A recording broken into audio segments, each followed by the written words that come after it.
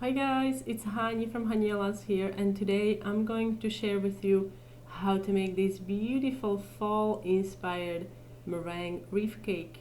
You can find the recipe for the meringue on my blog hanielas.com. Link is in the description box under this video. And now let's get started. First you have to prepare meringue. It's super easy. We're going to separate egg yolks and egg whites. You can use egg yolks for a delicious cookie recipe, link is in the description box. In a clean bowl, combine egg whites, granulated sugar, and cream of tartar. If you don't have cream of tartar, you can also use lemon juice or vinegar. We're going to heat this over a pot with simmering water until all of the sugar is dissolved. You can test it by rubbing the mixture between your fingers, and if you don't feel any graininess, you're ready to go. We're going to beat this on low speed at first and then increase the speed to medium high. Avoid beating the meringue at super high speeds. It can lead to some issues during the baking. I'm going to beat this until it's super thick, and then we can add our flavorings. I'm using vanilla extract today, and I'm also going to add cornstarch. And I'm going to beat this until, like I said, it's very thick. The whole process is going to take about 10 minutes. So once your meringue is shiny and thick like this, you can stop beating it. And I'm going to color meringue with gel food colors. And to color meringue, it's very important that you are not vigorously stirring the color in. You want to fold the color in.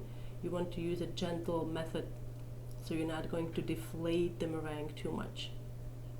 At this point, you should also have your oven preheated to 175 degrees of Fahrenheit, or the lowest possible setting. And I'm also going to prepare a template because I'm making a wreath, so we need to have a template for the rings. I'm using a plate and a small bowl, tracing that onto the parchment. And I'm going to turn this over so the pencil marks are facing the baking sheet. Otherwise they would get transferred onto the meringue. You want to fill the piping bag with the meringue. Make sure that you fit the piping bag with a coupler. We're going to use 3 piping tips with this color, so it's good to have a coupler so you can easily switch those out. And I'm using a piping tip number 5 or 6, I think it was, I can't quite remember. You want to use like a larger round piping tip, and then you can switch to a smaller tip. This is number 3, and then pipe the smaller branches like this.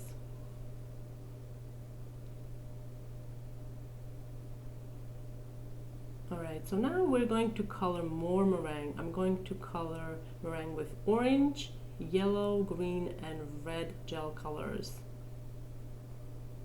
And we're going to start by making some cute little pumpkins. I'm using a large star piping tip.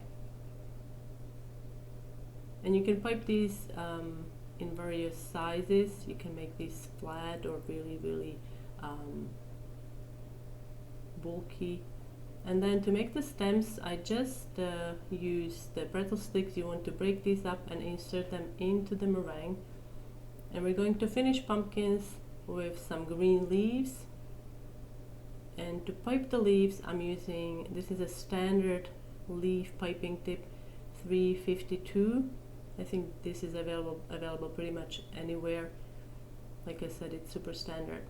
And now we can make the sunflowers. For the sunflowers, again, I'm using a leaf tip here. Again, standard leaf tip 352. And you can also use chocolate discs for the centers, or you can use meringue for the centers.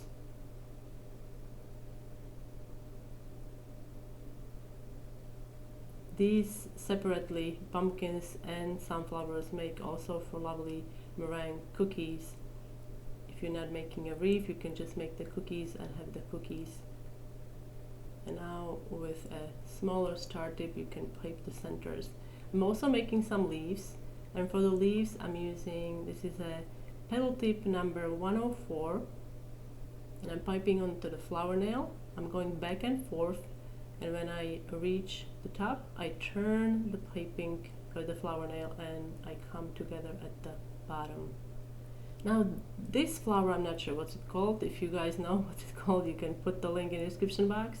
I just saw something like this online, and so I piped a large dot of brown meringue onto the parchment, and then I'm just going to pipe small dots all over it, making sure that some of the brown is still exposed.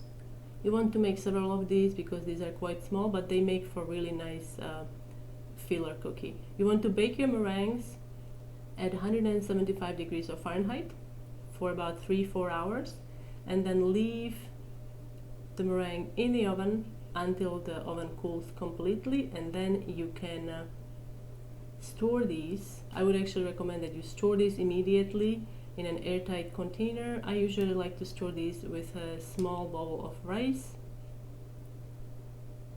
because rice helps to absorb excess moisture, and so your meringues will stay nice and crisp. You can also alternatively use food grade silica gel packets if you have those, but rice works really well. So when you are putting the cake together, I would recommend that you assemble the cake shortly before you plan on serving it. So you can make these meringues ahead of time, and then before your party you can, or during the party, you can actually have your guests help you. You can assemble the cake. For the filling, I am using whipped cream that I sweetened with just a little bit of powdered sugar, because remember, meringue layers are sweet, so you don't want to add too much sweetness, you want to balance it. And then I added some cinnamon and also a little bit of pumpkin puree. I'm also going to add some chocolate on the top and then place the top meringue layer. And now we can decorate with those cute little cookies we made. I'm using whipped cream for the glue,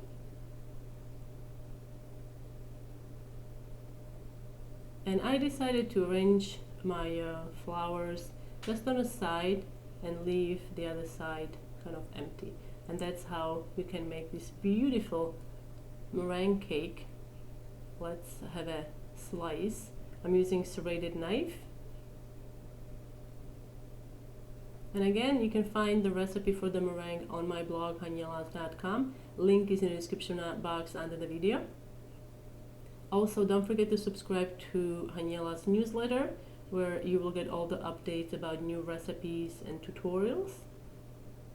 Thank you so much for watching, guys, and I will see you next time.